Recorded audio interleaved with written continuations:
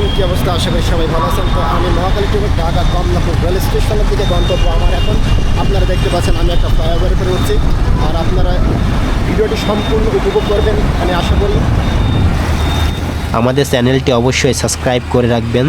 আজকের দিনটা আমার কাছে একটু ভিন্ন। জীবনের প্রথম বাইকে চড়ে যাচ্ছি ঢাকা শহরের ভিতর দিয়ে, মহাখালী থেকে কমলাপুর পর্যন্ত।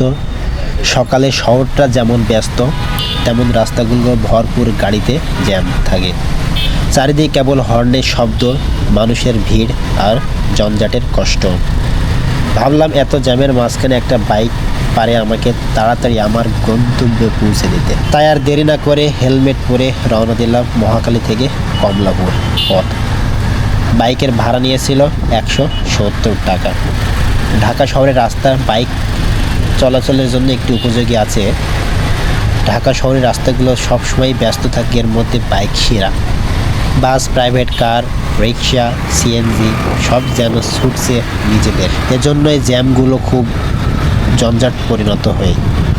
কখনো ট্রাফিক লাইটে দাঁড়িয়ে থাকতে হয় মিনিটের পর মিনিট, আবার কখনো একটু ফাঁকা রাস্তা পেলে সাই সাই করে টান, হর্নের শব্দ, একটু প্রশান্তি।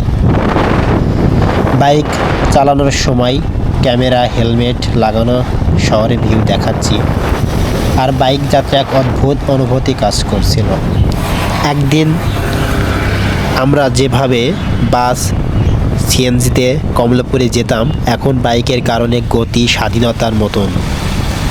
অন্যদিকে শহরে বিশৃঙ্খল ট্রাফিকের ভেতর দিয়ে পথ খুঁজে নেওয়ার একটি লড়াই করতে হয় বাইকদের। মহাখালী থেকে গুলশান, বনানী পেরিয়ে যখন তেজগাঁও এলো, তখন বুঝতে পারলাম ঢাকা শহরে চালা মানেই এক ধরনের অ্যাডভেঞ্চার। যারা বাইক চালায় আসলেই এদের একটা অ্যাডভেঞ্চার মতন হয়, কারণ প্রতিনিয়ত যে পরিমাণ জ্যামের ভিতর দিয়ে তাদের যেতে হয়। না, ঢাকা শহরের রাস্তাগুলো তো জ্যামের পর জ্যাম, মোড়ের পর মোড়, এই ব্যাগ থেকে ওই ব্যাগ, এজন্য একটি সাবধান অবলম্বন করতে হয়।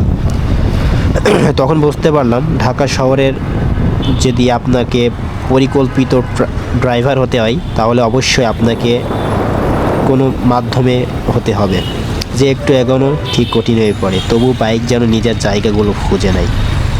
সূর্যের আলো শহরের ধুলোমাখা কাচের গায়ে পড়ে আকবর ঝলক পড়ছিল। রাস্তার ধারে মানুষজন ব্যস্ত তাদের নিজেদের কাজ নিয়ে। কেউ অফিসে যাচ্ছে, কেউ দোকান খুলছে, কেউ ট্রাফিক পুলিশের বাসের শব্দে দাঁড়িয়ে আছে। প্রথমবার বাইকে ঢাকা শহরে দেখে সত্যি অন্যরকম একটা অভিজ্ঞতা। এত ব্যস্ত শহরের ভিতরে একটা রিদম আছে, একটি স্পিড, একটা ছন্দ, যেটা কেবল বাইকের ওপরে টের পাওয়া যায়। ঢাকা শহরের সবচেয়ে ব্যস্ততম জায়গাগুলোর একটি। চারদিকে ট্রেনের হুইসেল, মানুষের কোলাহল, একটুখানি তৃপ্তি। কারণ আজ আমি প্রথম বাইকে উঠলাম। আমার গন্তব্য ঠিক সময়ে নিজের সাহস আর সিদ্ধান্তে বাইক বেছে নিয়ে এলাম।